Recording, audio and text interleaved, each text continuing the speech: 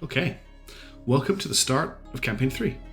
I've got a new plan for my third Highfleet campaign. I was going to take a bigger break before I started off, but I got chatting with everyone on my Discord and started to really like the idea, especially with some comments on my after action report for the hard mode campaign, on doing a playthrough where instead of playing against the standard vanilla garrisons and strike fleets, I replace them with ships created by the community. Now, this could go very badly. There are some amazing ship designers out there in the community, and I could get absolutely destroyed in this campaign. But I think it's still a lot of fun, and it's a really good idea. So we're going to go ahead with it and see what happens. And if I get destroyed, well, we'll just try again. So this video here is introducing the concept of the community designing new ships for the AI to pilot, and how we're going to go about getting those ships to me and designing them and voting for them. So the plan here is that you are going to design the ships that I'm asking for, you're going to submit them to me, and then after everyone has, the submission window is closed, we'll run a vote through my Discord and vote for whichever ones we want to actually put into the campaign. I've decided to do this in phases, starting with the ships that I think we most want to get replacements for because they're the most important or the most memorable ships that show up in garrisons. If there's a lot of interest, we'll keep doing phases until we've gone all the ships or our major thing of the ships. I would like to do at least 2 phases. Phase 1 being the main garrison ships and phase 2 being the main strike fleet ships, because there's a possibility here that you could design incredibly fast strike fleets or better armored strike fleets, and I'm really scared / excited to see how that goes out. But what we're going to look at here is phase 1, which is the most valuable / important / common ships that show up in garrisons to really shake up the garrison gameplay when I'm attacking garrisons with my ships. And the fleet that I'm going to be building for this campaign is also going to be quite outside my comfort zone. There's not going to be any Audacities, there's not going to be lightnings, I'm not allowed to build any light interceptors. It's all going to be big heavy cruisers. So keep that in mind when you're designing your ships. You're going to be fighting bigger ships. So the smallest ship I'm probably going to feel is something around the Collingwood size, but I'm probably going to go bigger. I want to build way outside my comfort zone for my playthrough of this campaign as well. What are the rules that you have to follow when you're building your ships? Well, there's a few general rules that I want on all of the ships that are submitted. First of all, your deadline for this is the 7th of August 2022, which gives you about a week to design these. Once that deadline closes, I'm going to put up a vote. I'll maybe post a link to the vote through my community tab in YouTube, but it will mainly be done through my Discord. And then whichever ships win the vote for each type will be replacing that in the game. So when we get 5 different people submitting different Courageouses, we'll vote for the best Courageous or the most cool Courageous, the coolest looking Courageous, new Courageous, and then that's the one that'll go in the game. If we get no submissions, we won't replace the ship, obviously. But here are your rules. All the ships you design and submit must have landing gear. They must also be capable of landing and supporting themselves on the landing gear. This is very, very important because if I get a surprise attack on a garrison, the ships will start off on the ground, and if your ship can't support itself on its landing gear or doesn't have landing gear, there's a good chance it will collapse in on itself and explode, and then your ship won't take part in combat. So if your ship doesn't have landing gear, it won't be included in the vote, so make sure you've got that in there. I want all of the submitted ships to kind of be lore appropriate in so much as that people would actually get on them and be willing to fight in them. So for that, they must have enough escape pods for at least 60% of the crew. As long as you're hitting that 60%, and the game will tell you when you've hit that percentage, you're golden. But if you have less than that, the ship is a death trap, no one's going to get on it. And that is also kind of to stop you from making completely armored balls, because you've got to put your escape pods somewhere. That's my one limitation that I'm putting on you when you're designing your ships. I've set up a Google form that you'll be able to submit your ships through. I'll show you it at the end of the presentation, and there is a link to it in the description of the video. Pass your ships through to me there, and I'll be able to know who has submitted what ship and where to put them once you've done that. If you could just make sure that the names for your ships contain the name of the ship that you're replacing as well as your name for the ship, that'll make it a lot easier on me, and it'll make it much more likely that your ship will show up in the vote. I reserve the right to not include a ship if it's got a really awful name, if it's got a name that is offensive or anything like that. So please keep it, work safe and appropriate for the channel. I like to keep this a pretty chill channel, so don't submit anything stupid. Anyway, let's have a look at what ships we're going to be replacing in phase 1. The first ship, the ship that I'm most interested in seeing what people come up with actually, is the Courageous. The Courageous is a very small, light ship. It's only got that 37mm gun. It's got those 2 bombs. We've spoken about it on my Discord and what on earth this ship is designed to actually do, because there's no way it's an air superiority fighter. We came up with the fact that this is probably a ship designed to go out and attack land forces that are attacking a town, because it's got those 2 bombs and it can scare people off with a 37mm. But what do you want the Courageous to be? Make your own version of it. The only limitations you have are the landing gear, the escape pods. You can't spend spend more than 8,310 credits to design this ship, and the ship that you design must have a minimum range of 1,645 kilometers. Those are the only requirements that I'm putting on you. It can be any shape, it can be any size, it can have any armament you want it to have. It's up to you. Just hit those requirements and you are golden.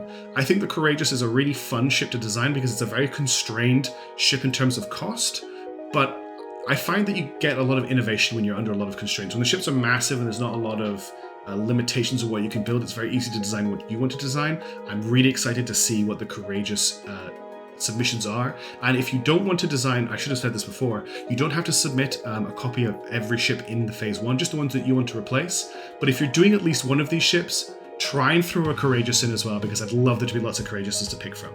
So that's the Courageous, that's the first ship in phase 1 that I'd like to get a replacement for. The second ship that I'd like to get a replacement for is the Slugger. The Slugger is a ship that shows up all the time. It's actually a little bit of a threat with those 2d80 mullots. That's some serious damage that it can deal out. Its downside being that it's very, very lightly armored. It's very badly engined, so it ends up in tailspins all the time. Make me a better version of the Slugger. It can have any armament you want, it can have any weapons you want, it can have any size you want, just like the Courageous.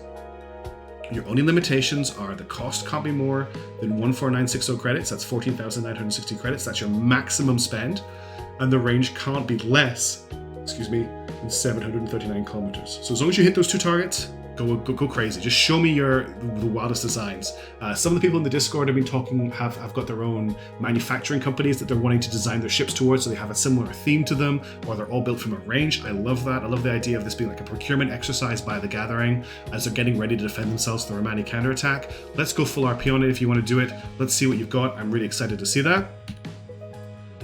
Next up, we've got the Intrepid. This is a ship that does show up a lot. It's a ship that's actually really well built by the game designer. It's a good ship. It's well armored, well armed. Again, 2d80 mullets. That's the gold standard for a good garrison ship. It does have some downsides. It has that open area in the top, which makes it very susceptible to being fired straight down into. It takes the bridge out really, really quickly. It also has, from below, you can get those fuel tanks quite easily as well. But it's not a bad ship. If you want to build a better version of it, please go ahead, show me what your version of the Intrepid is. Again, it doesn't have to look like this. It can look like anything you want it to look like. Just make sure that it has the landing gear, it has the escape pods, doesn't cost more than 27,640 credits, and its max minimum range is 771 kilometers. A couple more ships to go through. I've got 7 ships in phase 1, so you can do as many or as little of these as you want, or you can do all of them if you want. Next up, the Flower. The Flower is another really good garrison ship, and I'd love to see a new version of it. You could keep the theme and make it a missile defense ship, which this clearly is with its 6 zeniths. The 57mm don't really do a lot, but they do chip away over a long period of time, and it doesn't mean you tend to ignore the Flower because once its missiles have been fired, it doesn't have that much of in the way of armament. Again, it's got some weaknesses. You can just drill down from the top to get that bridge, but it's actually reasonably well armored. Let's see what you can do with it. Again, your maximum cost here is 18,480 credits, and your minimum range is 12,333 kilometers. Sorry, 1,233 kilometers. So that's another ship looking for defense.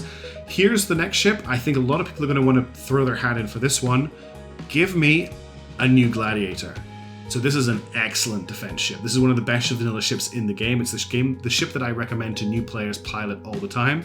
If you're coming into my videos, if for some reason you're watching this and you want to know what ship should I take with my starting fleet in Highfleet, take a Gladiator. It's brilliant. But do you think you can do better? Because this ship has a really high budget on it. You've got a maximum cost here of 35,640 credits. That's a lot of money. And you only need to worry about a minimum range of 728 kilometers. So you can build a big, beefy ship here. What can you do with this budget? Again, remember it's got to have landing gear. Remember it's got to have 60% escape pods at least, or it's a death trap and no one will fly into it. But I'm really curious to see what you can design in the Gladiator space as a new Gladiator.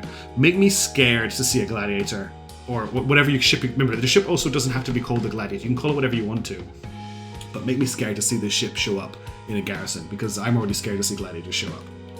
2 more ships to look at. We've also got the Navrin. For some reason I couldn't get the Navrin to load properly, so I've had to pull the stats out of the ship designer in-game rather than the ship designer thing. That's why it looks a bit different. But the Navrin, this is the Navrin Mark 1. It doesn't show up that often, but I want to get the whole Navrin series in here if you go down the phases. And so if you're submitting a Navrin, keep the file handy so that when you do your Navrin Mark 2 and your Navrin Mark 3, they can be the same line, because I really like that. But your cost here is 18,480, so it's again very similar to others. Minimum range here is a little bit of a tight one though, because this is a light ship. It can go 1,294 kilometers, so you got to get somewhere in that range as well, so watch out for that. And then the last ship I'm looking for a replacement for is something that shows up all the time and I ignore completely, which means it needs to be changed, is the Ballistic. This is supposed to be a rocket artillery ship. but honestly, the rockets just aren't scary enough. So make me a better version of it. Again, we're seeing very similar costs here, very similar to the Navrin, 1800, 720 credits. Minimum range is 858 kilometers, so it's a little bit further of a range.